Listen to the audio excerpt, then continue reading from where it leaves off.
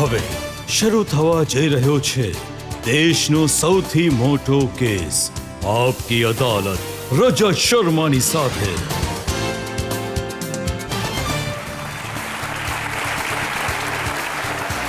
નમસ્કાર. આપકી અદાલતમાં તમારું સ્વાગત છે. આજે મારા મહેમાન છે એક એવા સુપરસ્ટાર જેને તમે દરેક ભૂમિકામાં પસંદ કર્યા, જેને ખ્યાતિ આપી, પ્રેમ આપ્યો. પછી એ એક્શન રોલમાં હોય, રોમેન્ટિક હીરોના રોલમાં હતા, કોમિક રોલમાં આવ્યા. જ્યારે આવ્યા તમે એમને ઘણો પ્રેમ આપ્યો. Please welcome superstar Akshay Kumar.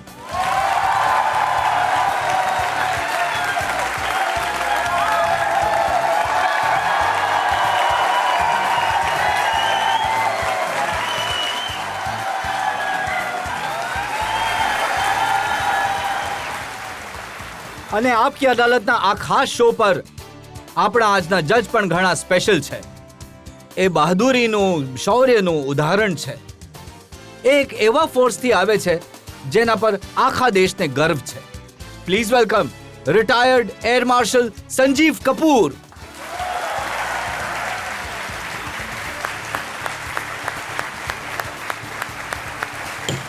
આજની કાર્યવાહી શરૂ કરવામાં આવે. તો આવો શરૂ કરીએ આપકી અદાલતમાં આજનો મુકદ્દમો. પહેલો આરોપ અક્ષય કુમાર પર. આપકી અદાલતમાં સુપરસ્ટાર અક્ષય કુમાર પર આરોપ છે કે તેઓ ઊંધી ગંગા વહાવે છે. Akshay, retired air marshal Sanjeev Kapoor આપણી સાથે છે. એમને જોઈને તમને યાદ આવ્યું હશે કે તમે પણ ફાઇટર જેટ ઉડાવવા ઈચ્છતા હતા, તમે પણ ફૌજમાં જવા ઈચ્છતા હતા. આજે પણ તમારું હૈયું આપણી આર્મ્ડ ફોર્સિસ માટે ધબકે છે. જી. તો આ ઊંધા રસ્તે ક્યાં જતા રહે? મારા ફાધર આર્મીમાં હતા. મારી કોશિશ એ હતી કે હું પણ આર્મીમાં આવું, પણ હું એટલું વધારે ભણી ગણી નહીં શક્યો. હું એરફોર્સમાં, નેવીમાં પણ આવવા ઈચ્છતો હતો, પણ એટલું ભણી નહીં શક્યો. મેં સાંભળ્યું કે તમારું ભણવામાં મન જ નહોતું લાગતું. નહીં, બિલકુલ નહીં તો લાગતું. And my father was intelligent enough. એ એટલા સમજદાર હતા કે એમણે કહ્યું કે બેટા, જો તું મારું મન નથી લાગતું તો તું ઓછામાં ઓછો 12મી સુધી તો ભણી લે. હાથ જોડું છું, 12મી સુધી ભણી લે. 12મા સુધી પછી હું એના પછી જે તું જે કહીશ મેં કરીશું બેટા.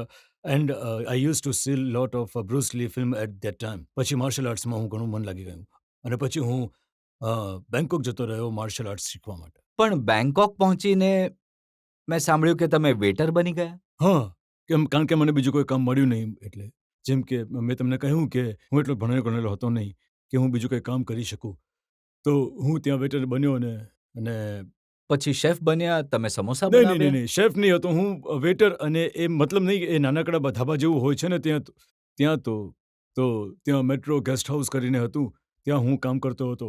અને ત્યાં સવારથી લઈને સાંજ સુધી હું કામ કરતો હતો. રાત્રે જઈને આઈ યુઝ ટુ પ્રેક્ટિસ થાઈ બોક્સિંગ ઓન સ્ટ્રીટ. તો ત્યાં શીખીને પછી સૂઈ જતો હતો. તો આ લગભગ 3-4 વર્ષ આમ ચાલતું રહ્યું. તો માર્શલ આર્ટ્સ શીખીને તમે જ્યારે આવ્યા, એના પછી તમે પ્રયત્ન કરી રહ્યા હતા કે મોડેલ બની જાઓ. હું માર્શલ આર્ટ શીખતો હતો. કોઈ છોકરાને તો એના ફાધરે મને કહ્યું, who was the model coordinator. કહ્યું તો લાંબો પહોળો તો છે, કેમ નથી બની જતો મોડલ કેમ નથી બનતો? એન્ડ એમણે મને રસ્તો દેખાડ્યો કે તું કરી લે, તું એક મિનિટ એક કામ કરી લે, તું આવી ફલાણી જગ્યાએ કોલાબા સાઈડ પર તું જતો રહે, તો તું ત્યાં આવી જા. અને મને યાદ છે કે મેં નોવેલ્ટી ફર્નિશિંગ શોરૂમનો હું મોડલ બન્યો હતો અને એના માટે મને લગભગ 21,000 રૂપિયા મળ્યા હતા. તો મેં જોયું કે 2 કલાક હું એસી રૂમમાં બેઠો છું, સાથે એક મોડલ આવી જાય છે જેનું નામ સોનિયા હતું. એન્ડ શી કમ્સ એન્ડ અહીં જોવાનું છે, પછી ત્યાં જોવાનું છે, પછી ખુરશીને હાથ લગાડવાનો છે, પછી એને જોવાનું છે, પછી એ બાજુમાં આવીને બેસી ગઈ. આ બધું મળાવીને 21,000 મળી ગયા મને.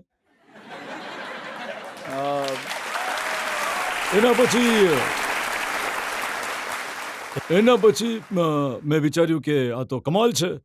હું આખો મહિનો મહેનત કરું છું, માર્શલ આર્ટ શીખવાડું છું, મારી 5-6 હજારથી વધારે આવક થતી નથી. આ 2 કલાકમાં એસી રૂમમાં બેસીને 21,000 રૂપિયા મળી ગયા. ના, તમે એ નથી જણાવી રહ્યા કે 2 કલાક એસી રૂમમાં બેસીને છોકરીને ખોળામાં બેસાડવાના 21,000? નહીં, હા, ખોળામાં બેસાડવાનું એટલે કે જુઓ, ઓછામાં ઓછા ત્યાં 200 થી 250 લોકો હોય છે. હવે ખોળામાં બેસાડીને પણ શું થવાનું છે? નહીં, મતલબ બધા લોકો છે ત્યાં એન્ડ સો ઇટ ઇઝ. ત્યાર પછી મોડલિંગ કરવા લાગ્યો અને પછી મને ફિલ્મ મળવા લાગી.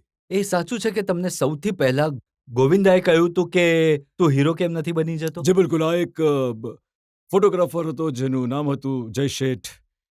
તો જય શેઠ જે હતો એની પાસે હું એઝ અ લાઇટમેન કામ કરતો હતો એની સાથે. અને પછી મોટા મોટા એક્ટર્સ આવતા હતા, ગોવિંદાજી આવતા હતા, સંગીતા બિજલાનીજી, જેકી શ્રોફ હતા, અનિલ કપૂર સાહેબ હતા, અને એ બધાના હું ફોટોઝ લઈ એટલે કે લાઇટિંગ બાઇટિંગ કરતો હતો એના ચહેરા પર. તો ત્યારે મને ગોવિંદાજીએ એમને કહ્યું કે એ તું ચાંગલા હે રે, હીરો બની જા, હીરો અચ્છા રહેગા. તો એ પહેલા વ્યક્તિ હતા જેમણે કહ્યું હતું. અને એના પહેલા મને યાદ છે કે એક બીજી વાત, જ્યારે હું 7મા ધોરણમાં ફેલ થયો હતો. શું એમાં?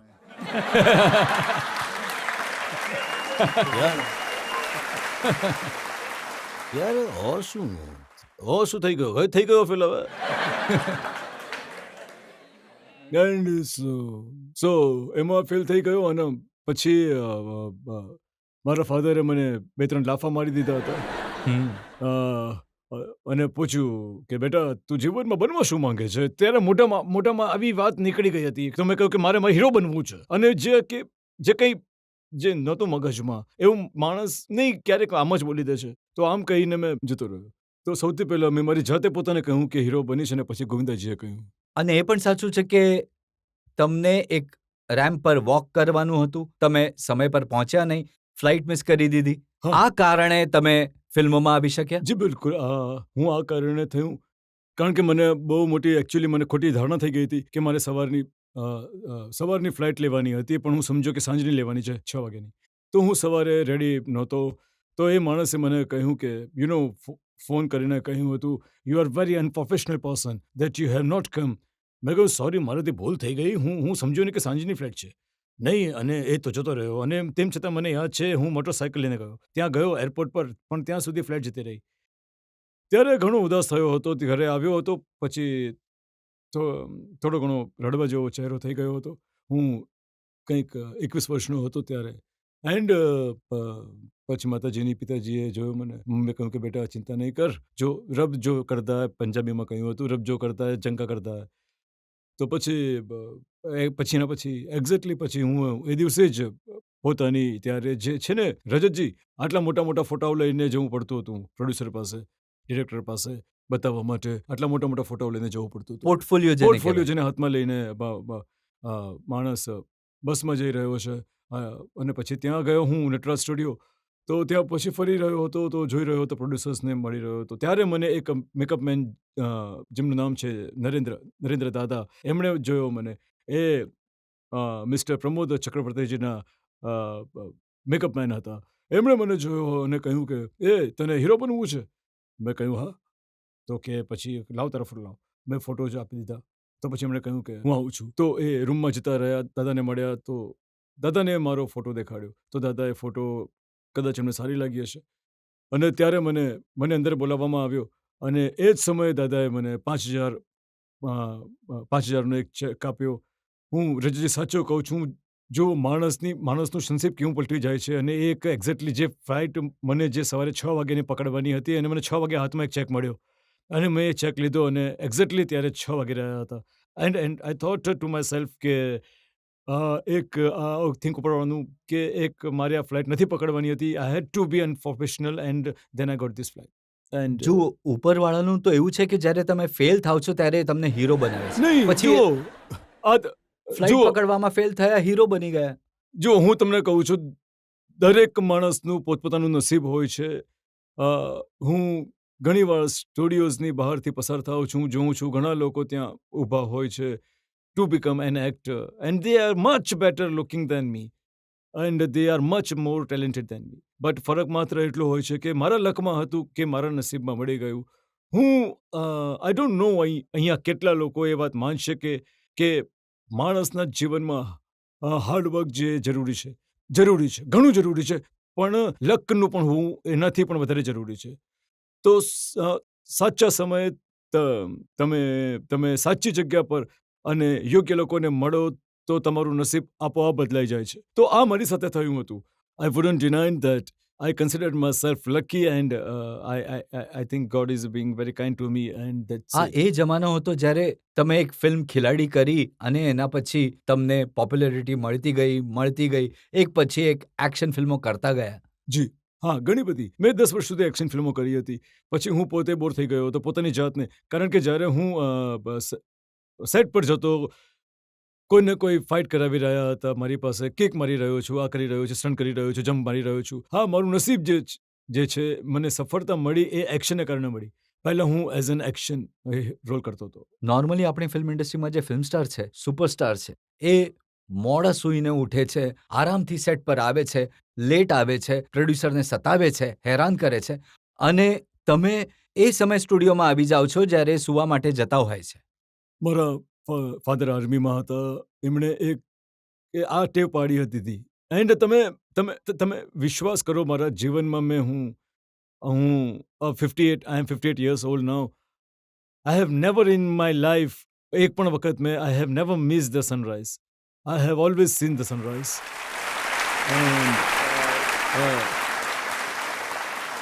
સવારે ઉઠવાથી માણસની એનું નસીબ આપમેળે જ ખુલવા લાગે છે ને જાગવાથી. આ માત્ર એ થાય છે કે સમયની રાહ જોવું પડે છે.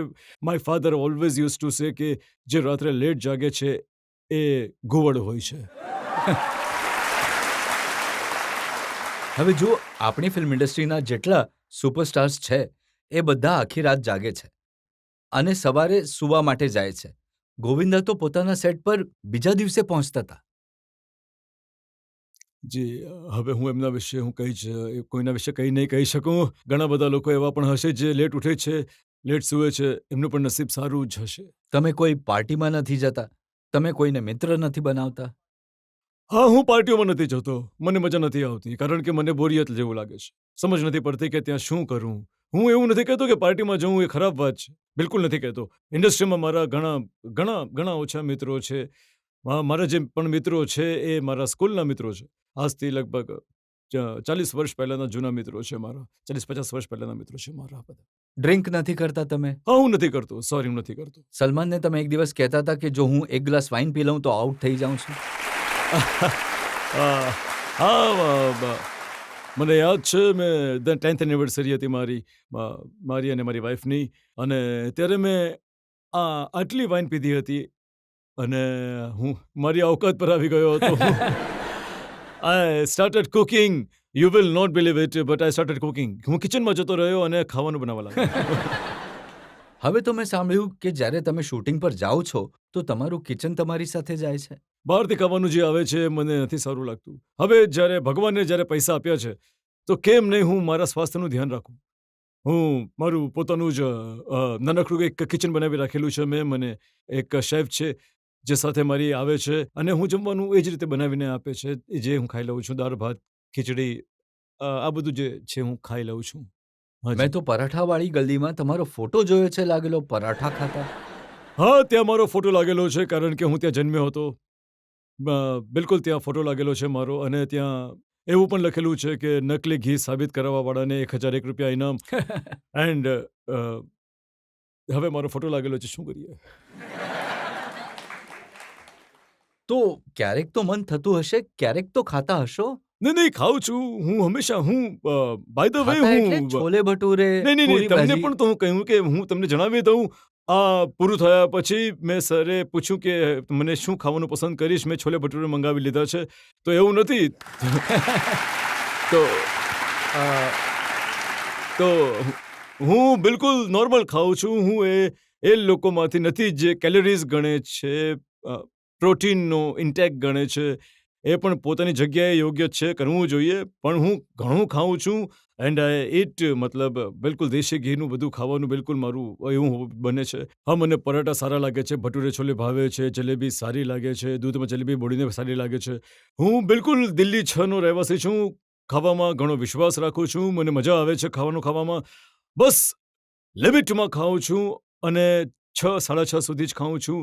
એના પછી નથી ખાતો અને આ બધી વસ્તુઓમાં હું નથી જોતો કે કેટલી કેલરીઝ મેં ખાઈ લીધી. જેટલી પણ ખાઉં છું એના પછી એક્સરસાઇઝ પણ દબાવીને કરું છું, કાર્ડિયો કરું છું, બધું કરું છું. જે તમારી ફિટનેસ છે એ ફિનોમિનલ છે. ફિલ્મ ઇન્ડસ્ટ્રીમાં કદાચ તમારાથી ફિટ બીજો કોઈ એક્ટર થેન્ક નથી. યુ. એનું રહસ્ય શું છે? મેં છે ને મારા જીવનમાં લાઈફને ઘણી સિમ્પલ રીતે જીવું છું હું. હું તમને લોકોને કોઈને કંઈક સલાહ આપવા નથી માંગતો, પણ હું મારું કહું છું કે લાઈફને છે ને there is always lovely world called simplicity. Live your life simple. ભલે પૈસા હોય ના હોય, જે પણ હોય, તમે જીવનમાં સિમ્પ્લિસિટીથી લાઈફ જીવશો ને that will calm yourself so much and તમારું સ્વાસ્થ્ય હંમેશા સારું રહેશે. Low blood pressure, high blood pressure, diabetes, stress, these are all, આ બધું તમે પણ જાણો છો, બધા જાણો છો કે આ સ્ટ્રેસ જે હોય છે એ આપણા ભારત દેશને જે છે ઘણો માર પહોંચાડી રહ્યો છે. જો તમે જોશો તો ડાયાબિટીસમાં આપણે નંબર 1 આવતા જઈએ છીએ, હાર્ટ પ્રોબ્લેમમાં આપણે નંબર 1 આવતા જઈએ છીએ. We all have to understand what we need is basics of life. The basic of life is just be simple in your living. Stop taking stress.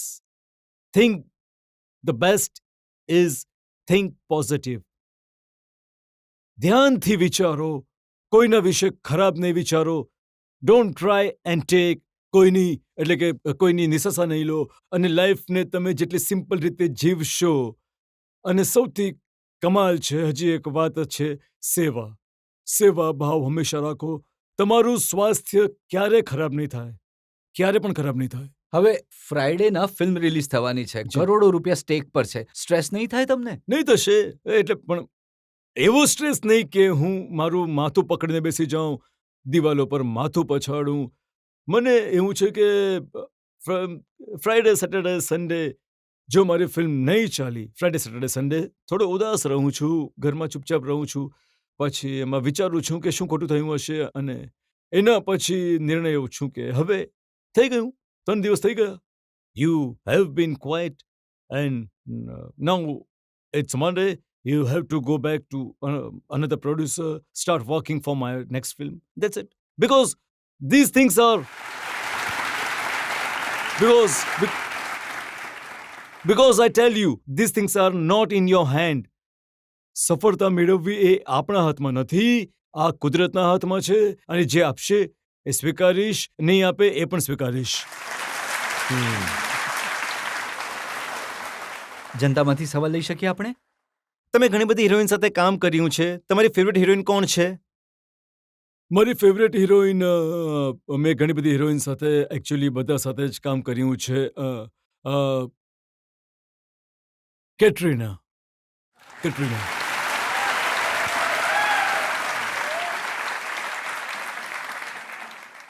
મેં તો એ સાંભળ્યું કે વધારે હિરોઈન્સ તમારી સાથે કામ કરવા નથી ઈચ્છતી, કારણ કે તમારી સાથે કામ કરવા માટે સવારે 5 વાગે ઉઠવું પડશે. બિલકુલ તમે ખોટું સાંભળ્યું છે, બિલકુલ ઊંધું છે.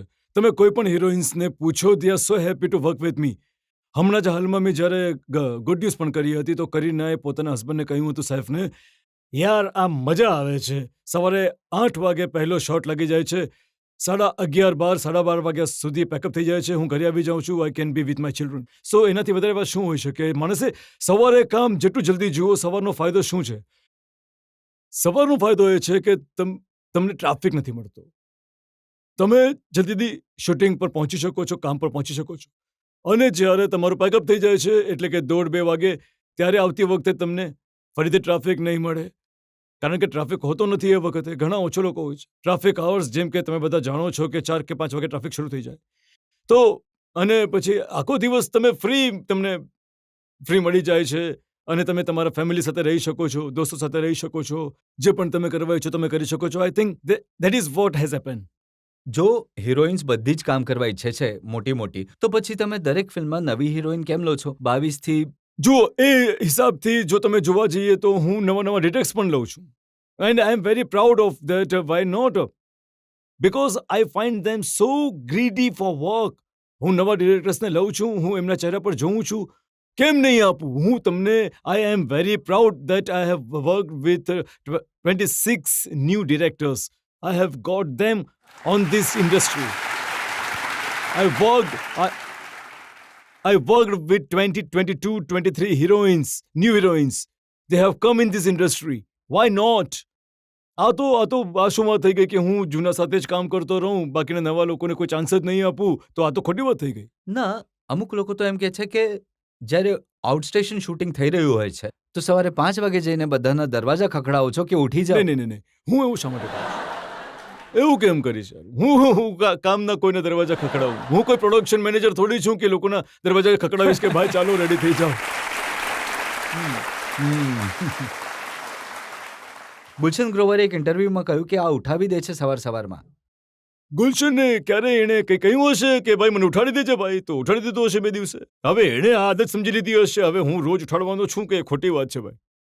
તો પછી તો વધારે દિવસો તો એ સૂતા જ રહી જશે. નહીં હું આવી જાય છે બધા જ્યારે. તમને એક વાત કહું સર, જ્યારે શૂટિંગ હોય છે, જો તમારો મેઇન એક્ટર યોગ્ય સમય આવી જાય તો આખો સ્ટાફ જે છે, બધા લોકો જે છે, બાકી એક્ટર્સ જે છે, બધા ટાઈમ પર આવી જાય છે. રજતજી, તમે જો પણ જોયું હશે તમારી ઓફિસમાં તમે ટાઈમ પર આવી જાઓ છો તો તમારી ઓફિસવાળા પણ ડરના માર્યા યોગ્ય સમય પર ઓફિસ આવી જાય છે, કારણ કે આપણો બોસ આવી ગયો. આ તો થશે જ થશે. જો બોસ સુસ્તી બતાવશે તો તમારી આજુબાજુના લોકો પણ સુસ્ત થઈ જશે. આ તો એક નોર્મલ વાત છે. એક જમાનો એ હતો જ્યારે એક પછી એક તમારી ઘણી ફિલ્મો, તમારી 10-12 ફિલ્મો ફ્લોપ થઈ ગઈ હતી. ત્યારે તમને સ્ટ્રેસ થયો હતો? ત્યારે તમે હેરાન થયા હતા? રજતજી, તમે તે વાત ખોલી રહ્યા છો. એ વાત નથી કરી રહ્યા લોકોને કે એક જમાનો જ્યારે 14 ફિલ્મો હિટ પણ થઈ હતી. એટલે હું એ જમાનાની વાત કરું છું. કોઈ વાંધો નહીં. મને ખબર છે આ અદાલત છે, મારા પર કેસ છે, કેસ ચાલવો જોઈએ અને નેગેટિવ વસ્તુ પર જ થવાનો છે. પોઝિટિવ તો છોડો, એને તો કઈ જોઈ શકે. તો ઠીક છે. મારી એવું એકવાર નહીં રજતજી, મારી સાથે 2 કે 3 વાર એવું થયું છે જ્યાં કન્ટિન્યુઅસલી મારી 8-9 ફિલ્મો નહીં ચાલી, ક્યારેક 10 ફિલ્મો નહીં ચાલી. પછી ઘણીવાર એવું પણ થયું છે કે 14, 16 ફિલ્મો એક સાથે ચાલી છે. તો એ થતું રહે છે યાર. ઉતાર ચઢાવ તો થતા રહે છે, પણ સ્ટ્રેસની વાત છે. સ્ટ્રેસ થયો નહીં. હા, એ જરૂર થયું હતું કે એક સમય જ્યારે મારી ઉપર મારી ફિલ્મો નહીં ચાલી રહી હતી તો મેં વિચાર્યું કે હવે હું શું કરું. લગભગ 14-15 ફિલ્મો નહીં ચાલી રહી હતી. તો I thought maybe I am not cut out for this. તો કંઈક ને કંઈક તો કામ કરવાનું છે. તો ત્યારે મારો એક મિત્ર હતો કેનેડામાં. તો એણે કહ્યું કે તું અહીંયા આવી જા, અહીંયા કામ કરીશું, સાથે કંઈક કરીશું, અહીંયા બિઝનેસ કરીશું. એનો કોઈ બિઝનેસ હતો, કાર્ગોનો બિઝનેસ હતો. તો મેં જઈને પછી મેં કહ્યું કે ચાલો ત્યાં જઈને, અને મારી ફિલ્મો લાસ્ટની 1-2 ફિલ્મો રહી ગઈ હતી તો મેં પૂરી કરી અને હું જતો રહ્યો ત્યાં. પછી ત્યાં થોડું કામ કરવા લાગ્યો હતો. ત્યાં સુધીમાં એ ફિલ્મો રિલીઝ થઈ ગઈ હતી અને હિટ થઈ ગઈ. પછી આગલી વાળી પણ એ પણ હિટ થઈ ગઈ. આજે જાનવર ફિલ્મ હતી, જો સની દેઓલ એમાં કામ કરી લે તો તમને તક ન મળે. તમે તો કેનેડા જતા રહ્યા હતા, વસી ગયા હતા ત્યાં જઈને. અમારી પોતાની જાતે જ ઘણી બધી ફિલ્મો મેં મારી મિત્રને કહ્યું કે યાર મને લાગે છે કે મારે પાછા જવું જોઈએ. પછી પાછો આવી ગયો હતો. એ મારી લાઈફનો સુધી તમે કેનેડાના સિટીઝન બની રહ્યા. જી બિલકુલ. કારણ કે હું એને જોઈ નતો રહ્યો. મને થોડી એક હતી કે હું ભારતીય જ, અને એવું નથી કે આપણા દેશના લોકો બહાર નથી જતા કામ કરવા માટે, અથવા બહારથી લોકો આપણા દેશમાં નથી આવતા કામ કરવા માટે. કામ કરવા જઈ રહ્યો છું. અને એમાં હું ત્યાં રહેવા લાગ્યો તો મારો પાસપોર્ટ ત્યાંનો થઈ ગયો. અને પછી એના પછી જ્યારે અહીંયા આવી ગયો તો પછી અહીંયા આવીને મેં નોટ જ નહીં કરી કે મારે પાસપોર્ટ ચેન્જ કરવાનું છે. પછી જ્યારે હું કંઈક ટ્વિટર્સ પર વાંચવા લાગ્યો લોકોના ફેન્સના કે મારું લેવું જોઈએ, તો પછી મેં જેને એપ્લાય કરીને ફટાફટ બદલાવી નાખી. એ સમયે લોકો તો એ કહી રહ્યા હતા કે ટેક્સ બચાવવા માટે આ ટેક્સ નથી બચાવતો. તમે તમારો જો પાસપોર્ટ કેનેડિયન રહે તો you have to pay your tax at the source where you earn it. So my source was here. I used to always pay my taxes here. જો એ ખોટી વાત છે. I was at that time also, when I had a Canadian passport, I used to pay my taxes and I was highest taxpayer at that time also.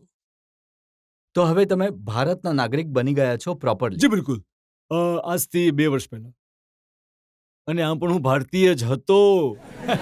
હું કશે ગયો નહોતો. હું ફરીથી કહી રહ્યો છું, એ વખતે પણ હું બધા ટેક્સ ભારતમાં જ આપતો હતો. કેનેડામાં એક ફૂટી કૌડી પણ નથી આપી. અહીંયા જ મેં આપ્યું છે. તો આપણે એક બ્રેક માટે રોકાઈશું અને બ્રેક બાદ ભારતીય નાગરિક અક્ષય કુમાર પર આરોપો અને સવાલોનો વધુ એક દોર. અમે શીખ્યું હતું કારણ કે આવી જ કંઈક એટલે કે કાઢવા માટે આવી કોઈ નસ દબાવવી પડે છે કે હું તમારું પણ ઘડિયાળ કાઢી શકું છું અને હું કોઈનું પણ ઘડિયાળ કાઢી શકું છું.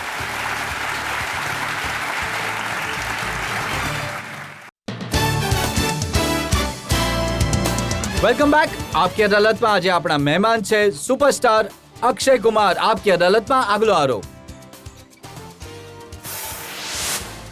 આપકી અદાલતમાં સુપરસ્ટાર અક્ષય કુમાર પર આરોપ છે કે તેઓ બધાની મજાક ઉડાવે છે. હવે જુઓ, મજાક ઉડાડવાનું સૌથી તાજું ઉદાહરણ છે તમારી જે નવી ફિલ્મ છે જોલી LLB 3. જી. આ ફિલ્મમાં તમે કાળા કોટની, વકીલોની, એમના અટાયરની, ત્યાં સુધી કે જજ સાહેબની, બધાની ઘણી આરામથી મજાક ઉડાવી છે. વાત એ નથી. જ્યુડિશરીની હું ઘણી ઇજ્જત કરું છું, પણ એ ફિલ્મની અંદર એવું બતાવવામાં આવે છે કે અને આપણે જોયું છે પણ કે અમુક લોઅર કોર્ટમાં એવું થાય છે. આ ઘણી બધી નાની નાની વસ્તુઓ છે જે જીવનની હકીકતથી એમને એટલે કે સુભાષ કપૂર જે અમારા રાઇટર ડિરેક્ટર છે એમણે લઈને આવી બનાવી છે. હવે આ વાસ્તવિક જીવન પર છે. એમાં કહેવાયું કે કબીરા ઇસ સંસાર મેં સબસે સુખી વકીલ, જીત ગયે તો મોટી ફીસ, હાર ગયે તો અપીલ. હવે જુઓ, આમને માઇક આપો. હમણાં જ્યારે તમે બ્રેક લીધું તો એમણે કહ્યું હતું કે એ પણ વકીલ છે. હવે તમે કહો, આ જે લાઈન તમારા ઉપર શું વિચાર છે? જે તમે કહ્યું, જો જીતી ગયા તો મોટી ફીસ અને હારી ગયા હાઈકોર્ટ અને એડીજે અપીલ. સાંભળી લો, હવે મેં કઈ કહ્યું છે? સૌથી સુખી વકીલ છે સર. બિલકુલ સાચું કહ્યું sir. Thank you sir. Thank you sir. અમુક વકીલ આને લઈને કોર્ટમાં ગયા ચેલેન્જ કરવા માટે કે આ ફિલ્મને થોભી દો. નહીં, હું એમને હાથ જોડીને એ જ અપીલ કરીશ કે એવું નહીં કરો. એવું નહીં કરો. At the end of the day it is just a film and it's just a film and nothing serious about it. એની અંદર જે મુદ્દો છે એ ખેડૂતોનો મુદ્દો છે. એને જુઓ, આખી ફિલ્મને સમજો. અને તમને પહેલા પાર્ટ 1માં પણ એવું જ થયું હતું, પછી રિટ્રેક્ટ થઈ ગયા હતા. પાર્ટ 2માં પણ એવું જ થયું હતું, પછી રિટ્રેક્ટ થઈ ગયા હતા. ઠીક હવે છે? અક્ષય, મેં આ ફિલ્મ જોઈ છે. હવે જજ સાહેબ કહે છે વકીલ સાહેબ જાંગિયા બદલવાથી ઝાડા નથી રોકાઈ જતા. એ તો જજ સાહેબને તો હું નહીં કરી રોકી શકું, અને ના તો હું એમના જુલાબ રોકી શકીશ. તો મને નથી ખબર. હાજી, એ સીન એવો છે. તમે જો ફિલ્મ જોઈ છે હમણાં, અને એ સીન જ એવો છે. And that is how he was talking. And અમે સૌરભ શુક્લાજીનું જે કેરેક્ટર છે એ એવું જ બતાવ્યું છે કે એ આવા ટચુકલાઓ બોલતા રહે છે. અને તમે એ જુમલાનો લાભ લઈને ઝાડાનું બહાનું કરીને કાર્યવાહીને રોકાવી દો છો થોડી વાર માટે. તમે એક કામ કરો રજતજી, આખી ફિલ્મ કહી દો એમને. આખી ફિલ્મ કહી દો.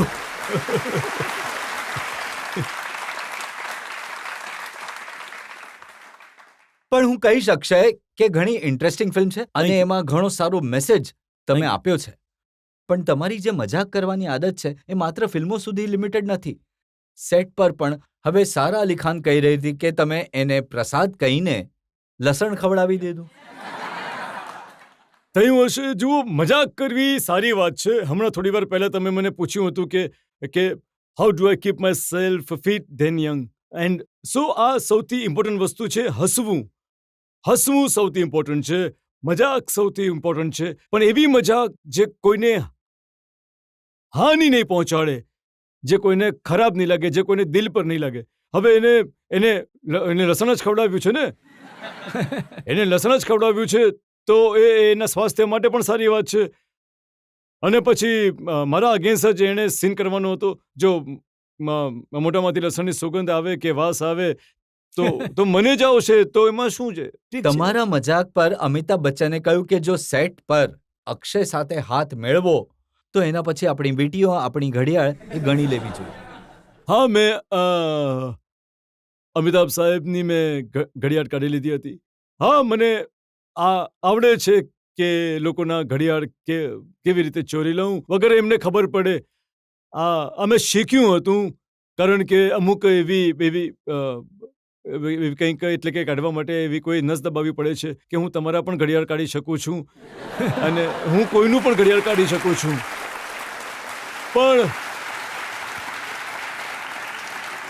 પણ આ મેં ક્યારે મારા અંગત જીવનમાં ઉપયોગ કરીને મારી પાસે નથી રાખી લીધા, પાછી ઘડિયાળ એમને આપી દીધી છે. તો ક્યારેક તમારી વાઈફની ઘડિયાળ કાઢવાનો પ્રયત્ન કર્યો? જો હું એ કોશિશ કરીશ એ મારી જિંદગી કાઢી લેશે. પણ ક્યારેક ક્યારેક મેં જોયું કે તમે એમને પણ નથી છોડતા. તમે કહ્યું કે એ ફિલ્મોના સેટ પર નથી આવતી કારણ કે એ ફિલ્મોને નફરત કરે છે, કારણ કે એમની 12માંથી 11 ફિલ્મો ફ્લોપ થઈ હતી. જી બિલકુલ. એ પોતે જ મને કહે છે કે એમણે જીવનમાં પોતાના 12 ફિલ્મો કરી છે, એક જ ફિલ્મ ચાલી હતી અને એક્ચ્યુઅલી એમને રાઇટર બનવું હતું. She wanted to be chartered accountant and she was very intelligent child and એમને ક્યારેય ફિલ્મોનો શોખ હતો નહીં, પણ હાલાત એવા થઈ ગયા હતા that she entered into this industry and ઘણું જલ્દી પછી એમણે, તમને જણાવું સર, જ્યારે એમની એક ફિલ્મ આવવાની હતી આમિર ખાન સાહેબ સાથે, મેલા ફિલ્મ, તો વી વર હેવિંગ, એટલે કે એના પહેલાં, એટલે we were having affair with each other and we were going around and તો મેં એને કહ્યું કે લેટ્સ ગેટ મેરીડ.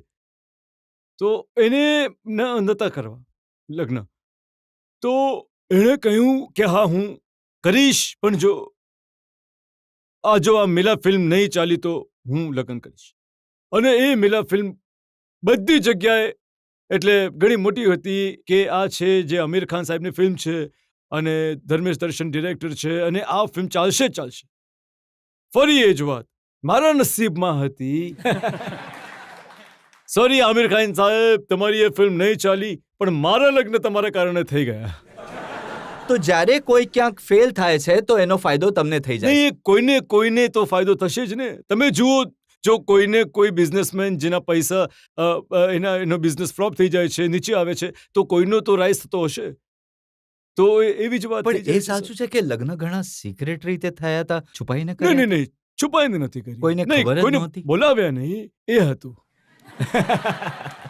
કોઈને બોલાવ્યા નહીં, મેં કોઈને કહ્યું નહીં કે હું તો ઉલટાનું શૂટિંગ કરી રહ્યો હતો સાંજના 6 વાગ્યા સુધી એન્ડ એ પણ શૂટિંગ કરીને આવી એન્ડ વી હેડ કેપ્ટ મારા એક ફ્રેન્ડના ટેરેસ પર અમે લગ્ન કર્યા હતા. બસ. આમિર ખાન કહે છે કે જ્યારે એમને જણાવ્યું તમારી વાઈફે ફોન કરીને કે આવી જાઓ હું લગ્ન કરવાની છું, તો એમને લાગ્યું કે એ કોઈ સપનું જોઈ રહ્યા કેમ છે. નહીં થઈ શકે? લગ્ન જે હોય છે, અફેર્સ જે હોય છે, એ તરત એમ જ થઈ જાય છે. એને શું કહેવાય છે? આજ પટ મંગની, એને કહેવાય છે ચટમંગની ચટ મંગની, પટ મંગની.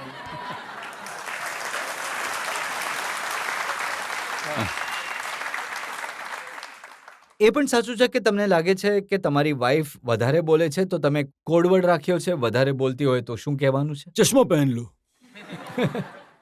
એવું છે ને કે બધાની સામે નહીં કહી શકું, પણ આજે તો હું બધાની સામે કહી જ દઉં છું કે અમારું એક કોડવર્ડ છે કે જ્યારે મને ખબર છે કે માય વાઇફ ઇઝ, એટલે કે ફટ કરીને બોલી દે છે, દેર ઇઝ નો ફિલ્ટર. એકવાર જ્યારે અમારા નવા લગ્ન થયા હતા તો મેં પહેલી વાર એને મારી ફિલ્મ જોવા એક ટ્રાયલ શો પર લઈ ગયો હતો. તો ટ્રાયલ શો પર લઈ ગયો હતો તો રજતજી, એક જે પ્રોડ્યુસર હતો, એને આવીને પૂછ્યું, ભાભીજી કેવી લાગી તમને ફિલ્મ? એને કહ્યું, ઇટ્સ અ શિટ મૂવી. હું ત્યાં જોઈ રહ્યો છું. મેં કહ્યું, યાર ગયો હવે આ માણસ તો ક્યારે મને નહીં લેશે ફિલ્મમાં. પછી મેં એને જઈને સમજાવ્યું કે આવું નહીં બોલાય. You can be diplomatic. No, I am like this. હું કાળાને કાળું કહીશ, ધોળાને ધોળું કહીશ. પછી ચાલતું રહ્યું. પછી અમુક દિવસે મેં એને ધીરે ધીરે સમજાવ્યું. પછી અમે એક રાખ્યું છે, એને કહ્યું છે કે જ્યારે પણ હું વધારે બોલી રહી હોઉં ત્યારે કંટ્રોલ કરી દેજે, તો કહી દેજે ટ્વિંકલ ચશ્મા પહેરી લે. તો બસ આ જ છે. હા, તમારી પાસેથી શીખવું પડશે કેમ કે હું પણ આવું જ ફેસ કરતો હોઉં છું. તો પછી આજે બધાની સામે બતાવી દો કે તમારો કોડવર્ડ શું છે. એ તો ચૂપચાપ કહેવું પડશે ને, કેમ કે એ તો ડિરેક્ટર છે, એમને ખબર પડી જશે. ચાલો, જનતામાંથી એક બે સવાલ લઈ શકીએ? મારો એ પ્રશ્ન છે તમને કે તમારા જે વાઈફ છે એ બહુ જ નયા જમાનાની છે, તો શું હું જૂના westernized જમાનાનો છું? છે. હા સર, ઓફકોર્સ, પણ તમે તો ઘણા સીધા સાદા છો. સીધો તો સાધો છું. તમે Okay. જી એમનું લગભગ કેવું એ છે કે તમારા બંનેના ટેસ્ટ આટલા જુદા જુદા છે She તો thinks left and I think right. Completely અમે બંને અલગ છીએ. તમે તો હંમેશા સાચા જ છો. હા, તમે હંમેશા સાચા છો. આઈ એમ ઓલવેઝ રાઈટ. નહીં, ક્યારેય નહીં. The left person, she is right for me. My wife is always right. So, so પણ અમારી અંદર એક વસ્તુ સામાન્ય છે કે અમે બંને વહેલા સુવાનું પસંદ કરીએ છીએ અને વહેલા ઉઠવાનું પસંદ કરીએ છીએ. So that has made a life very simple. She also like watching films. I also like watching films. She also doesn't like parties. She doesn't like go out. Even I also don't like. So આવી અમુક વસ્તુઓ છે જે match થઈ ગઈ. એટલે કે એવું સમજી લો કે 20% મેચ થઈ ગઈ, 80% મેચ નથી થઈ, પણ એ 20% એટલું સ્ટ્રોંગ છે કે 80%ને પકડીને રાખે છે. એ સાચું છે કે તમે બંને જ્યારે ફિલ્મ જોવા માટે બેસો છો તો હોરર ફિલ્મો જુઓ છો? હાજી બિલકુલ. અમને ઘણો શોખ છે બંનેને હોરર ફિલ્મ જોવાનો ઘણો શોખ છે. And she like to watch horror films only with me because એને થોડો ડર લાગે છે જોતી વખતે, પણ એને મજા પણ આવે છે. But she cannot watch it alone. She watches it with me. એક બીજો સવાલ લઈ શકીએ? મેં એક વિડીયો જોઈ હતી સોશિયલ મીડિયા પર. એ ઘણી વાયરલ થઈ હતી. તમે ક્યાંક બહાર ફરવા ગયા હતા અને એક ફેન તમારી વિડીયો બનાવી રહ્યો હતો અને તમે તેના પર ગુસ્સે થઈ ગયા હતા. તમે આ વિશે શું કહેશો સર? નહીં, ગુસ્સે નતો થયો હું એમ પણ ગુસ્સે નથી થતો. I was just asking him, requesting him કે બેટા મેં શોર્ટ્સ પહેર્યા છે, નહીં લે. પણ એને સાંભળ્યું નહીં. ઠીક છે, પછી હું જતો રહ્યો ત્યાંથી, બીજું કંઈ નહીં. But yes, sometimes it happens when you are abroad or you are roaming around, તો આવું થવાનું જ છે. કેમ કે you are a public property. I am a public property. And if anybody wants to click of me, I can on request કે બેટા નહીં કાઢ, it will be great. But somebody doesn't want to listen, then I don't say anything. કરી લે ભાઈ, તારી મરજી, તારો ફોન છે, તું કરી લે. ને પછી મીમ્સ બને છે તમારા ઘણા બધા. મીમ્સમાં તો હું નિપુણ છું. એક વસ્તુ છે મારી પાસે, હું દર્શકોને દેખાડવા માંગીશ.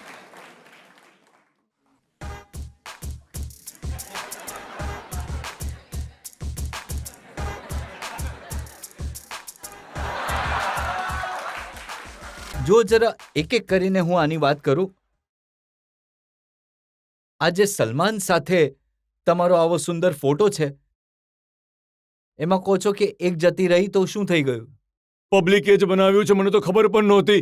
અને ત્યારે તો જ્યારે તમે આ બધું કરતા હતા, આ ફિલ્મો કરી છે, અમને તો ખબર પણ નહોતી કે આ મીમ્સ નામની કંઈ પણ વસ્તુ બનવાની છે.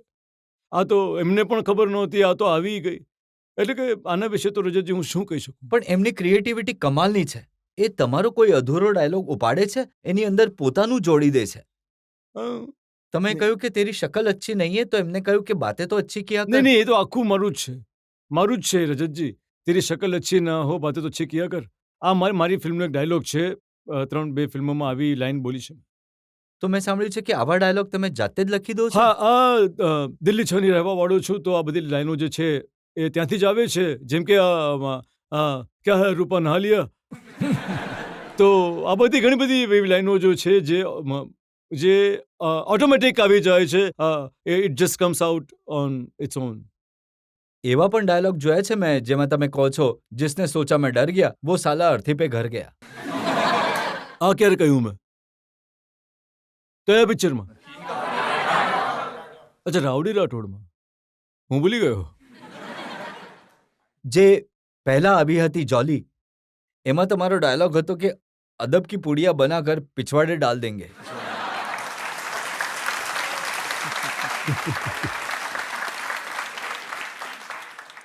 તો એવું તો નથી ને કે બોલતા નથી લોકો, એ રીતે વાત કરે જ છે. બેટા મારીશ ને એવું પાછળ કે તો બોલે છે. તો again as I told you, it is a character which is talking. હું એવું નથી બોલતો કે મારું કિરદાર જે છે એ બોલે છે. આ એક ક્રિએટિવિટી તમારી માનવામાં આવશે કે આ રીતના ડાયલોગ? અમુક ક્રિએટિવિટી મારી છે, અમુક ડિરેક્ટરની છે, રાઇટર તરફથી આવે છે. તો આ ગઠબંધન સરકાર છે. હવે લોકોએ કહ્યું કે નીંદ મેરી કિસને ચુરાઈ, પછી એમણે કહ્યું કે વોટ્સએપ, ઇન્સ્ટા ઓર ફેસબુક. જી. તો શું ખરેખર આ વસ્તુથી ઊંઘ ઉડી જાય છે? નહીં, હું સોશિયલ મીડિયા થોડું ઘણું ઓછું જોઉં છું, પણ એવું નથી કે મારી ઊંઘ આઈ થિંક મારું ટાઈમ હશે ફોન ઉપર આ બધું મેળવીને કંઈક 15-20 મિનિટ. સો બટ હું એ જરૂર કહીશ કે આ જેણે પણ મીમ બનાવી છે, મેં ઘણા લોકોને જોયા છે કે 4-4, 5-5, 6-6 કલાક એ લાગેલા રહે છે સ્ક્રોલિંગની ઉપર.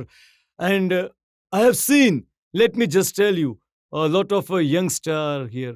Again, I'm not giving you gyan or anything, but it does affect your this bone because you're always looking down. And if you see, there are a lot of people who is getting hump here, there, and which actually which is not good. સો હું તમને બધાને એ જ request કરું છું કે નહીં જાઓ આટલું બધું સોશિયલ મીડિયા ઉપર, નહીં જુઓ આટલું બધું. જરૂર જુઓ તમે જે તમારે જોવું છે, but keep a timer with yourself. મેં મારા બાળકો માટે પણ એવું કર્યું છે. માય ડોટર છે and she has a timer that she can not see more than this much because it's on honestly I am saying કે પછી મેં જોયું છે કે ઘણા લોકો માત્ર ઇન્ડોર જ રહે છે, આ બધી વસ્તુઓ જુએ છે, આઉટડોર કોઈ રમવા નથી જતું. આજકાલ આઉટડોર ગેમ્સ થોડી ઘણી ઓછી થઈ ગઈ છે. તો વધુ એક બ્રેક માટે રોકાઈશું અને બ્રેક બાદ આપકી અદાલતમાં અક્ષય કુમાર પર આરોપો અને સવાલોનો વધુ એક દોર. હવે પાડી નાખું તો પછી મારી ભૂલ નથી. નહીં પાડું સર. ચાલો, રેડી છો તમે?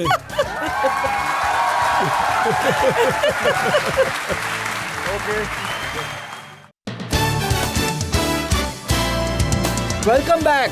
આપકી અદાલતમાં આજે આપણા મહેમાન છે સુપરસ્ટાર અક્ષય કુમાર. આપકી અદાલતમાં આગલો આરોપ. આપકી અદાલતમાં સુપરસ્ટાર અક્ષય કુમાર પર આરોપ છે કે તેઓ જરૂરતથી વધારે રિસ્ક લે છે. અક્ષય, તમારા જેટલા ફેન્સ છે એ તમને પસંદ કરે છે એક્શન રોલમાં. એ ઈચ્છે છે કે હેલિકોપ્ટરથી ઉતરો, હાથ લગાવો તો ટ્રક અટકી જાય, મશીન ગન ચલાવો, એમાં તમને પ્રેમ કરે છે. પણ તમે આ બધી વસ્તુઓને છોડીને બીજી તરફ જઈ રહ્યા છો. નહીં, બધી વસ્તુમાં પ્રેમ કરે છે. મેં કોમેડી કરી છે. કોમેડી સારી લાગે છે તમને? તો એક્શન સારી લાગે છે? સોશિયલ ફિલ્મો તો આજે કોમેડી કરી જો રહ્યા છે. કોમેડી સૌથી વધારે એ કહે છે કે સારી લાગે છે, પણ તમે શું કરો છો? તમે બનાવો છો ટોયલેટ પર ફિલ્મ. જે શૌચાલય પર ફિલ્મ બનાવવી સારી વાત છે, કારણ કે તમને ખબર છે કે આ ફિલ્મ જે છે, જે સ્ક્રિપ્ટ છે, 5 વર્ષથી મારી ઇન્ડસ્ટ્રીમાં ફરી રહી હતી, કોઈ બનાવવા તૈયાર નહોતું. તો મને જ્યારે દેખાઈ હતી મેં કહ્યું કે હું બનાવીશ. આ ફિલ્મનું ટાઇટલ ટોયલેટ એક પ્રેમ કથા કોઈ નહીં કરવા ઈચ્છતું હતું. બટ આ જે હકીકત છે આપણા દેશનો પ્રોબ્લેમ છે, મહિલાઓનો પ્રોબ્લેમ છે, જે ખેતરોમાં જવું પડે છે એમને. એન્ડ યુ કેન ઇમેજિન કે સવારે જ જઈ શકે છે અથવા લેટ નાઇટ જઈ શકે છે અથવા આખો દિવસ એમને પોતાનું જે ટોયલેટ છે રોકીને રાખવું પડે છે. And it was a very ડિસ્ગસ્ટિંગ thing that the woman has to face. So I thought આમાં મારું એક યોગદાન રહી શકે છે કે હું એક નાની ફિલ્મ બનાવી શકું. તો એટલે કે મેં મારી કંપનીની અંદર એ ફિલ્મ બનાવી. પછી મેં સેનિટરી પેડ ઉપર પણ ફિલ્મ બનાવી, પેડમેન કરી છે. એકચ્યુઅલી હું કહું તમને, મારી નીઝ છે, જેની એક ફ્રેન્ડ હતી, તો એ 3-4 દિવસથી મારી નીઝના ઘરે રહી હતી. તો મેં એમ જ પૂછ્યું હતું કે આ 3-4 દિવસથી રહી રહી છે તો અહીંયા બાજુમાં જ તો રહે છે. તો એણે કહ્યું કે એના ઘરે પૂજા છે.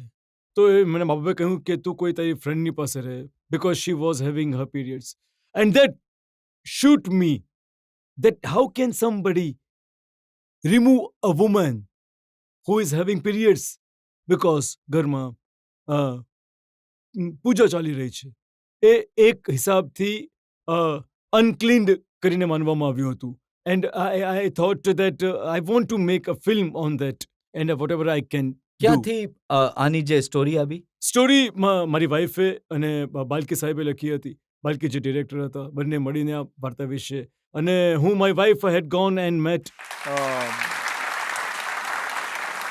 સો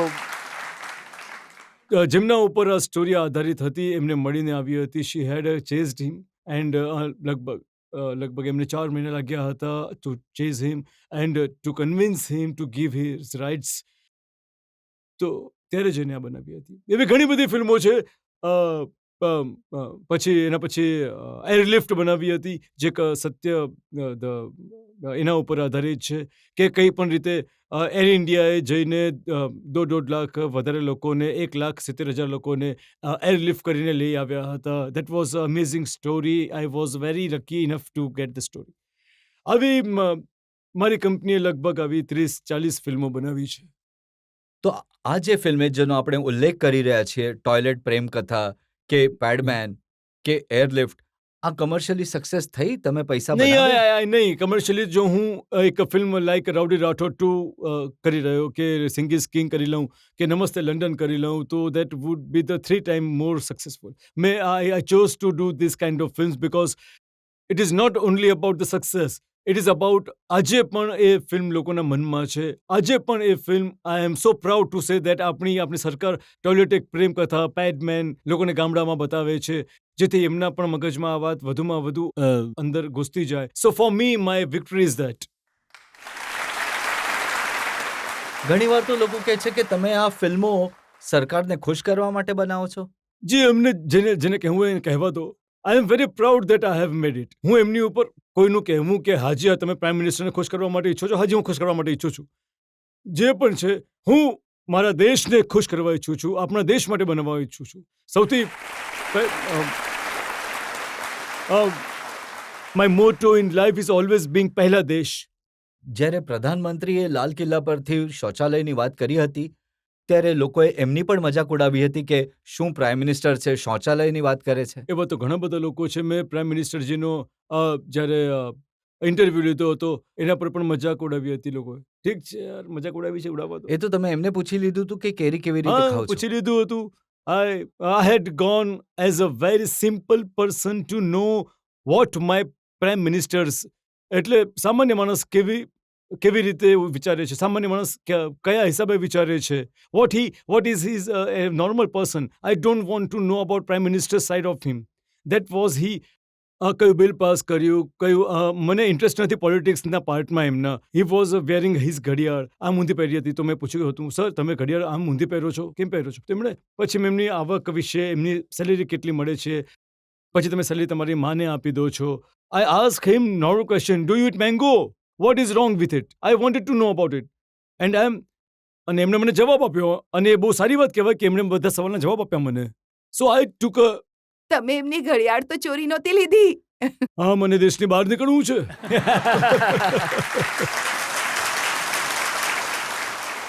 હા સર, મારે એક વાત કહેવી છે કે તમારી પેડમેન મૂવીએ એટલું ઇન્સ્પાયર કર્યું છે બધાને. હું એક ટીચર ઓ છું, લવલી. અને તમારી એ ફિલ્મમાંથી પ્રેરણા લઈને મેં સ્કૂલમાં પેડમેન વાળી એ સેમ મશીન લગાડી છે, અને અમે મેન્યુફેક્ચર પણ કરીએ That is છીએ, lovely. અને અમારા સ્ટુડન્ટ્સ ઘણી જગ્યાએ જઈને આ આપે છે.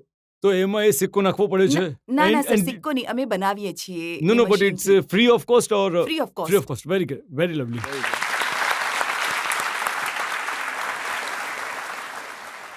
હજી એક ફિલ્મ તમે બનાવી હતી, OMG 2. Ji, I made it on sex education. હા, It was a big thing which I was wanted to make about sex education, and મને એના ઉપર મને આજે પણ યાદ છે કે કોઈ એક સેન્સરવાળાએ કહ્યું હતું કે યાર આ કોઈ વાત થઈ કે તમે સેક્સ એજ્યુકેશન પર ફિલ્મ બનાવી દીધી. લો, પહેલી વાર મેં સાંભળ્યું છે આપણા દેશની population 1.5 billion. Don't you think we are require sex education more than any other nation? અને આ બહુ આશ્ચર્યજનક વાત હતી, અને હું બહુ ગ્રેટફુલ છું આપણા ઇન્ડિયાના પીપલ માટે કે એમણે આ પિક્ચર લાઇક કરી અને આ ફિલ્મે બહુ સારો બિઝનેસ કર્યો. તો OMG 2 ફિલ્મમાં મેસેજ પણ આપ્યો અને પૈસા પણ બનાવ્યા. હાજી, બિલકુલ બિલકુલ બિલકુલ બનાવ્યો. I took a big risk of making that film. And I believe in it. And એટલે કે it was a very big film because I made a film on sex education. I made film on masturbation. And it is something which લોકોને ખબર નથી આના વિશે વધારે, છોકરાઓને ખબર નથી વધારે, આને કેવી રીતે હેન્ડલ કરવું. It is a very important aspect of life. અને મેં બહુ સારી રીતે ફિલ્મ બનાવી છે. ના, સાચે જ સારું કામ કર્યું હતું તમે, એમાં કોઈ શંકા નથી. આવા વિષય પર ફિલ્મ બનવી જ જોઈએ અને ઇન્ટરેસ્ટિંગ રીતે બનવી જી જોઈએ. બિલકુલ બિલકુલ, મેં એન્ટરટેનમેન્ટની રીતે જ બનાવી છે. એક સવાલ હજી લઈ શકીએ?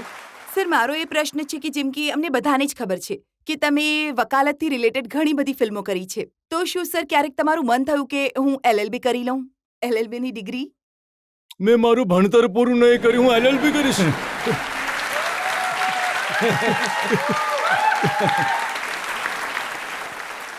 ના સર, તમે વકાલતથી રિલેટેડ ઘણી બધી ફિલ્મો કે છે, તો ક્યારેક તમારા દિમાગમાં નથી આવ્યું કે હું પણ LLB કરી લઉં? નહીં મેમ, નહીં, મારા મગજમાં બિલકુલ નહીં આવ્યું અને તમારા કહેવા પછી પણ બિલકુલ નહીં આવશે. સર તમે એક માત્ર એવા હીરો છો જે હિરોઈનને હવામાં ઉછાળીને ગોળ ફેરવીને કેચ કરી લો છો, અને હિરોઈન પણ ઘણી સેફ ફીલ કરે છે, તો હું ઈચ્છું છું કે તમે મને પણ આ તક આપો.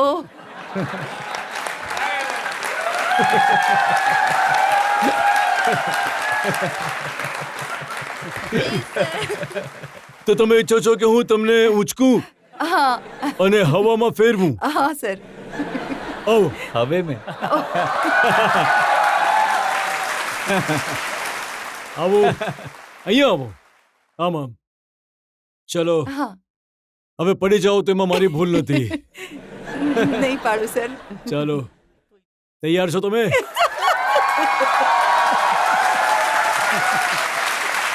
Okay. Okay. Thank you.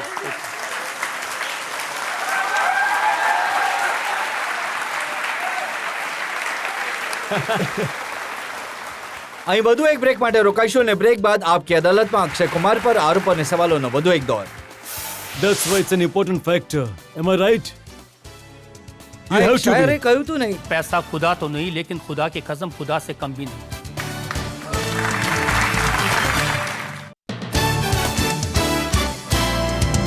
Welcome back. Aapki અદાલતમાં આજે આપણે કેસ ચલાવી રહ્યા છીએ, સવાલ પૂછી રહ્યા છીએ સુપરસ્ટાર અક્ષય કુમારને. આપકી અદાલતમાં આગલો આરોપ. આપકી અદાલતમાં સુપરસ્ટાર અક્ષય કુમાર પર આરોપ છે કે તેઓ પૈસાને ઘણો પ્રેમ કરે છે. તમે જ્યાં પણ જાઓ છો પબ્લિક ફંક્શનમાં તો ગીત વાગે છે, તું પૈસે પે ક્यों મરતી है, બારિશ કર દૂં પૈસે કી. લોકો કહે છે કે અક્ષય કુમારને પૈસાથી ઘણો પ્રેમ છે, નોટ વરસે છે.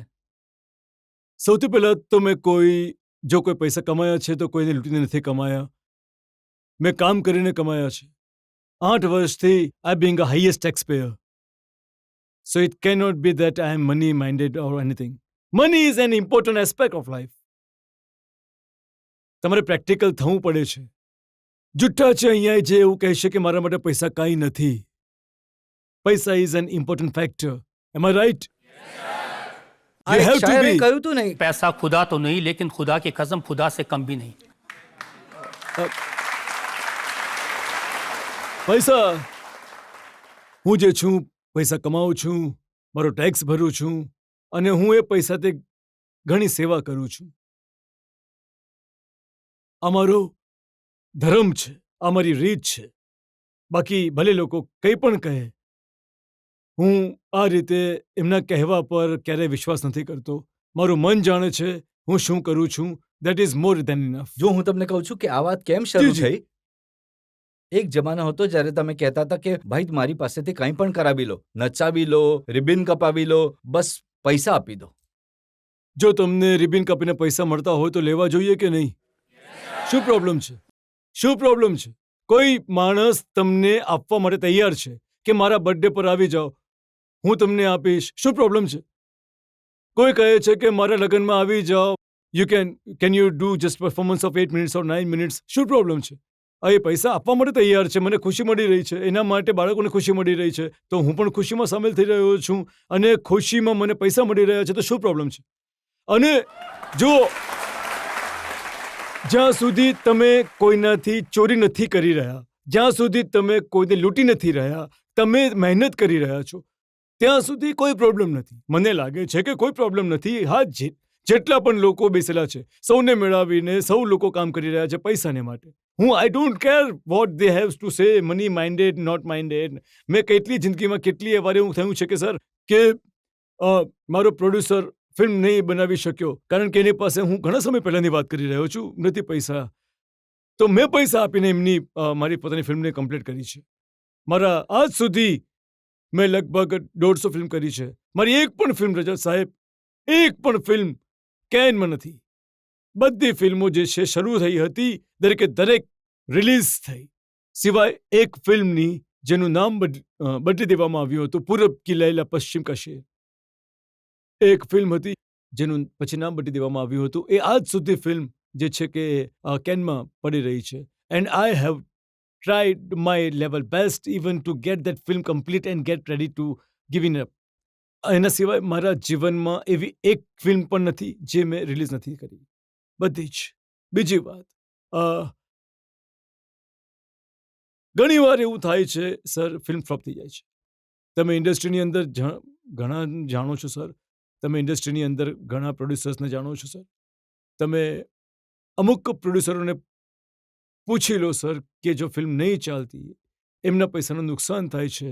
I am the first one who come and tell them don't pay my remaining money and finish it off. અથવા હું એમના ચેક્સ એમને પરત કરી દઉં છું. આ કેમ કે બની શકે અમુક કપિલના શોમાં મેં કહી દીધું હોય, એની અંદર એને મને પૂછ્યું હતું 3 એપિસોડ્સ થઈ ગયા છે નેટફ્લિક્સના, તમે આવ્યા નહીં. મેં કહ્યું બેટા પૈસા નહીં મળ્યા કેમ આવું? તો મસ્તીમાં હું આવી ઘણી બધી વાતો કહી દઉં છું. And that is fun, but that doesn't mean કે તમે ડિસિઝન પર આવી જાઓ કે હું એક મની માઇન્ડેડ છું. નો યાર, એવું જો નથી. મસ્તીમાં આવી વાતો કહેવાથી જ એક પરસેપ્શન બને છે. બટ સર, એ પરસેપ્શનને લઈને જો હું મારી જાતને એવી રીતે પકડીને રાખું કે પોતાની જાતને એવું કહું કે નહીં આવી વાત નથી, નહીં બોલીશ, શું છે? I M living in my life. હું થોડી એવા સ્ટ્રેસમાં જીવીશ કે આ માણસ શું વિચારશે મારા વિશે. હું વિચારીશ કે મારી જિંદગી જીવવી છે, આ મારી જિંદગી છે, મને એક જિંદગી મળી છે, આ જ જિંદગી છે.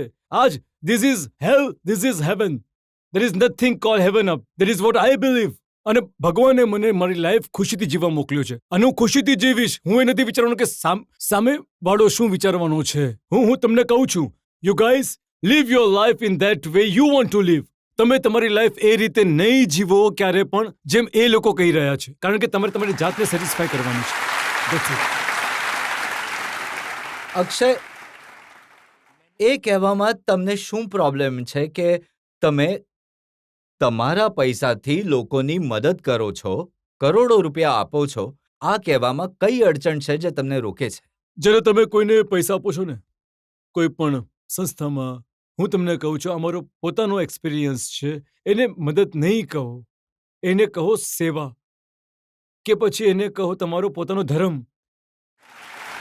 આ ખોટી વાત છે કે આપણે સમજીએ છીએ કે આપણે એક ચેરિટી કરી રહ્યા છે. આ વર્ડ ચેરિટી, આ word donation, it is wrong word. I wish everybody realise it is not a charity. આપણે ચેરિટી, જે આપણી પાસે પૈસા આવે છે, આપણે એ લાયક નથી કે કોઈની ચેરિટી કરી શકીએ. આ ભગવાન આપણને આપે છે જેથી આપણે આપણો ધર્મ નિભાવી શકીએ. And that is what I think. જો ક્યારેક મને એવું લાગે છે કે તમે જે પોતાની ઇમેજ બનાવે છે, જે તમે વાતો કરો છો કે તમે બધી વસ્તુઓ પૈસા માટે કરો છો, જ્યારે પૈસા આપો છો બીજા હાથે, એના વિશે વાત નથી કરતા. મેં ડિટેલ્સ કઢાવી છે. કેન્સર માટે, એજ્યુકેશન માટે, ફ્લડ રિલીફ માટે કરોડો રૂપિયા તમે ડોનેટ કર્યા છે. અત્યારે પંજાબમાં કરોડો રૂપિયા ડોનેટ કર્યા છે. પણ તમારી જે મેચો ઇમેજ છે ને, એ તમને રોકે છે કે અરે આના વિશે હું કેવી રીતે વાત કરું? મેં કહ્યું ને તમને કે હું કેવી રીતે કહું, કેટલો બેવકૂફ લાગીશ જો હું એમ કહું કે મેં આને આટલા પૈસા આપ્યા છે, હું આ કરું છું, હું આ કરું છું. અરે આ મને તક મળી છે સેવા કરવાની, હું સેવા કરી રહ્યો છું. હું આ નથી કહી રહ્યો. આ તમે તમારી પાસે આવી જે છે આ પાનું છે, નહીં તો હું I wouldn't talk about it. It is my goodwill. આ મારું સૌભાગ્ય છે જે મને મળ્યું છે કામ કરવા માટે. મારી પાસે જે ફિગર્સ છે, ગયા 7 વર્ષોમાં તમે 76 કરોડ રૂપિયાથી વધારે સેવા માટે આપ્યા છે. અને કેમ આ વાત સામે આવી જોઈએ કે જ્યારે તમે આ જણાવો છો લોકોને, તો બીજા લોકો પણ ઇન્સ્પાયર થાય છે સેવા કરવા માટે. જી, હવે તમે જણાવી દીધું એ માટે ધન્યવાદ. અને એ પણ સાચું છે કે માર્શલ આર્ટ તમે શીખવાડો છો છોકરીઓને. ફ્રી ઓફ કોસ્ટ શીખવાડો છો? હું જે ટ્રેનિંગ કરું છું એક માર્શલ આર્ટની નહીં, પરંતુ હું એમને માર્શલ આર્ટની સાથે સાથે હું તમને જણાવું છું કે જેમ કે મારી જે સ્કૂલ છે સર, એની અંદર કોઈ યુનિફોર્મ પહેરીને માર્શલ આર્ટની ટ્રેનિંગ નથી કરવાની. હું જો એક છોકરી સાડી પહેરીને કામ પર જાય છે તો હું એને બોલાવીશ કે તું સાડી પહેરીને આવજે ટ્રેનિંગને માટે. જો તું સ્કર્ટ પહેરીને જાય છે તો સ્કર્ટ પહેરીને આવજે. જીન્સ પહેરીને જતા હો તો જીન્સ પહેરીને આવો. બિકોઝ એવું તો બની નહીં શકે કે હું એને કહું કે તું ટ્રેક પેન્ટ પહેરીને જ આવજે અને હું એને આવા કંઈક દાવપેચ શીખવાડીએ છીએ, અમે શીખવાડી રહ્યા છીએ, અને પછી જ્યારે રિયલ જિંદગીમાં જો એને જરૂર પડશે અને કહેશે કે ભાઈ 1 મિનિટ ટ્રેક પેન્ટ પહેરીને આવજો પછી આપણે કરીએ. તો my way of training is very different. I teach all the women in what they kind of uniform they wear, and that's the way, and I very much thankful to હું એક નામ લેવા ઈચ્છીશ, મેહુલ વોરા છે, તો એ મારા માટે આ આખી સંસ્થાને સેલ્ફ કરે છે. ડિફેન્સ શીખવાડો છો છોકરીઓ? જી બિલકુલ. તમે પોતે શીખવાડો છો કે નહીં પછી? જી, મારા અંડર અમારી અંદર લગભગ 3 થી 4 હજાર બ્લેક બેલ્ટ છે, તો એ બધું શીખવાડે છે. And I am also very thankful to them also કે એ લોકો પણ તમને જણાવું ઘણા ઓછા પૈસા લે છે શીખવાડવા માટે, કરવા માટે. એન્ડ હું also I run tournament also, martial art tournament, જ્યાં 5,000 બ્લેક બેલ્ટ્સ આવે છે and they come and they fight each other. So ટુર્નામેન્ટની અંદર પણ જ્યારે તમે પોતાના યંગર ડેઝમાં માર્શલ આર્ટ શીખી રહ્યા હતા તો તમને એવું નહોતું લાગતું કે આની કોઈ વેલ્યુ નથી, કોઈ પૈસા નથી, બસ એક મેડલ હાથમાં પકડાવી દે છે? બિલકુલ તમે સાચું કહ્યું છે. અમે કોઈ ટુર્નામેન્ટમાં જઈએ છીએ તો આપણને એક સર્ટિફિકેટ આપી દેવામાં આવે છે અને એક મેડલ આપવામાં આવે છે, કે જો કે એ સાચું સોનું નથી હોતું. એ કહે છે કે ગોલ્ડ મેડલ મળ્યું છે, પણ પીળા રંગનું હોય છે તો સોનું કહે છે. આઈ કેમ અપ ધ આઈડિયા દેટ મારા ટુર્નામેન્ટમાં જે કોઈ પણ ગોલ્ડ મેડલ જીતે છે એને હું 1 લાખ રૂપિયા આપું છું. અને હું તમને જણાવું છું કે મેં જોયું છે કે 1 લાખ 8 વર્ષનો છોકરો જ્યારે 1 લાખ એના મા બાપની પાસે લઈ જાય છે, એની મા એવી રીતે કહે છે કે મારો કમાવો દીકરો આવ્યો છે, મારો કમાવાવાળો છોકરો આવ્યો છે, અને એ જે પરિવારને એ 1 લાખ રૂપિયા લાગે છે ને, હું કહું છું એ 100 કરોડથી વધારે એની ખુશી હોય છે. મારે પૂછવું છે કે માર્શલ આર્ટ શીખવા માટે તમે તમારી પોતાની જાતને પ્રિપેર કર્યા હતા? સાચું કહું કે ખોટું બોલું? તમે હું કહો. સાચું બોલું ને. હું તમને સાચું કહું છું કારણ કે અદાલત છે એટલે હું સાચું કહીશ. હું લગભગ 9 વર્ષનો હતો તો મારો પાડોશી હતો, એનું નામ હતું રાજેન્દર, અને એ માર્શલ આર્ટ શીખવા માટે જતો હતો. અને એ જ્યારે શીખીને આવતો હતો તો એને એક કિક વેક આવડતી હતી અને બિલ્ડિંગમાં બધી છોકરીઓ રહેતી હતી, તો એ એને કિક્સ દેખાડતો હતો. તો હી હેડ બીકમ વેરી ફેમસ. તો એ જે છોકરીઓ હતી એ ઘણી ઇમ્પ્રેસ હતી અને આ વાત મારાથી સહન નથી થઈ રહી. તો આ વાત સહન નહીં થઈ તો પછી મેં કહ્યું નહીં ડેડી, મારે પણ શીખવું છે, મારે પણ ઇમ્પ્રેસ કરવી છે છોકરીઓને. તો જઈને માર્શલ આર્ટ શીખવાની શરૂઆત કરી લીધી. પછી મેં એ દિવસ છે છોકરીઓના ચક્કરમાં, છોકરીઓને ઇમ્પ્રેસ કરવાના ચક્કરમાં, અને આજનો દિવસ છે આજે. So that is what inspired me. So you also get inspired by women and start learning martial arts. અમારા જેવા લોકો માટે તમારી શું એડવાઇસ છે? અમારા જેવા લોકો, હું એમ કહું છું કે શું એડવાઇસ છે જો માર્શલ આર્ટ્સ એમનું એવું કેવું છે કે જે બાળકો છે એમના જેવા, જેમની બોડી નથી બિલ્ડ કરેલી, જેમનામાં દમ નથી, શું એ પણ માર્શલ આર્ટ શીખી શકે છે? કેમ નહીં શીખી શકે? તમે સૌથી પહેલા શીખી શકો છો બીકોઝ યુ આર પરફેક્ટલી. શું નામ કહ્યું તમે? તનિષ સાવંત. તનિષ, તમે બિલકુલ શીખી શકો છો. એન્ડ બીકોઝ જુઓ, ભગવાને તમને ઘણી સારી હાઇટ આપેલી છે. I am a huge fan of your hair by the way. You have a lovely curly hair. You are a lovely good looking boy. And તમે લાંબા છો and you have a long legs. So you are perfect for martial arts. I think you should go and learn. તમે Kudo કરી શકો, તમે Tycoon કરી શકો, તમારે માર્શલ આર્ટ કરવી જ જોઈએ. I think everybody in India should be prepared with martial art. They should. ભલે છોકરો હોય છોકરી હોય, because not only this teaches you self-defense, it is also teaches you discipline, which is very important aspect of living life. હું એ જ કહીશ sir તમારા show દ્વારા કે બધા લોકોએ સેલ્ફ ડિફેન્સ માર્શલ આર્ટ્સ જરૂર શીખવું જોઈએ. મને લાગે છે કે જો સ્કૂલોમાં ઇન્ટ્રોડ્યુસ કરે તો ઘણું સર સારું કરે થશે. છે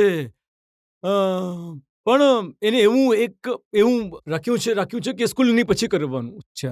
તો ઘણા બધા છોકરાઓ સ્કૂલ પછી નથી કરતા. મા બાપ કહે છે કે ઘરે જલ્દી આવી જાઓ અને બાળકો નથી કરતા. હું કહું છું સ્કૂલનો એક પીરિયડ હોવો જોઈએ.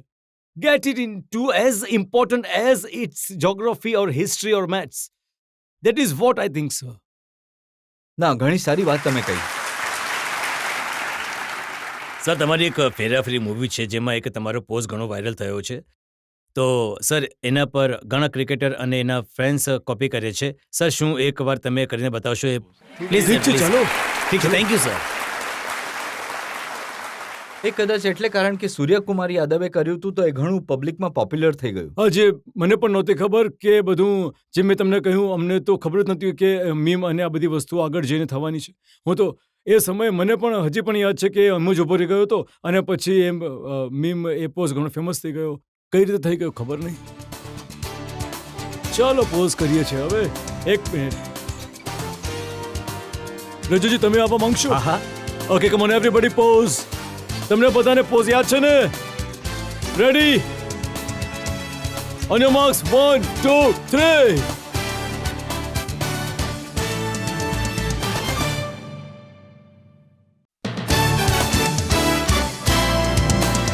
Welcome back. આપકી અદાલતમાં આજે આપણે કેસ ચલાવ્યો સુપરસ્ટાર અક્ષય કુમાર પર. એમના જીવનના ઘણા બધા રહસ્યો આજે સામે આવ્યા. ઘણી બધી એવી વાતો જેના પર એ પહેલા ક્યારેય ચર્ચા નહોતા કરતા, એના પર આજે વાત થઈ. હવે સમય છે આપકી અદાલતમાં આજના જજ રિટાયર્ડ એર માર્શલ સંજીવ કપૂરના નિર્ણયનો. અક્ષય કુમાર એક ઘણા ડિસિપ્લિન, પેટ્રોટિક એન્ડ એમની જે રીચ છે, જે બિલ્ટ છે, જે લાઈફસ્ટાઈલ છે, એ હજારો લાખો કરોડો લોકોને ઇન્સ્પાયર કરે છે. એને માટે મારું પહેલાં તમને કહેવું છે કે આને ચાલુ રાખો અને વધારેમાં વધારે લોકોને ઇન્સ્પાયર કરો, બિકોઝ આપણે નવી પેઢીને આ શીખવું ઘણું જરૂરી છે. Thank you. કદાચ જ કોઈ જજે કોઈ અદાલતમાં એવો સીન જોયો હશે જ્યાં એક છોકરીને અહીંયા ફેરવી દેવામાં આવી હોય. તો આ કવિતાથી આ કહ્યું છે, जिसे न थकना आता है न रुकना आता है वही रोशनी बन के दूसरों को पथ दिखाता है. તો આ તમારા માટે બિલકુલ યોગ્ય બેસે છે. Thank you. અને આજની અદાલતમાં તમારા પર લગાવેલા બધા જ આરોપો ખારિજ થાય છે અને આ અદાલત તમને બાઇજ્જત બરી કરે છે.